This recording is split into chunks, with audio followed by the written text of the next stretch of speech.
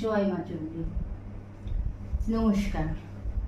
আমি আজ একটা বশীকরণের টোটকা দেব।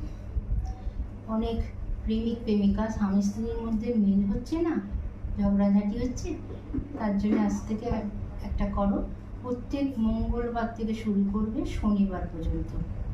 প্রত্যেক দিন সকালবেলা একটি লবঙ্গ গালেতে রেখে দেবে, বাঁ গালে, মেয়েরা, ছেলেরা ডান গালে রেখে দেবে। অন্তত 6 ঘন্টা রাখবে।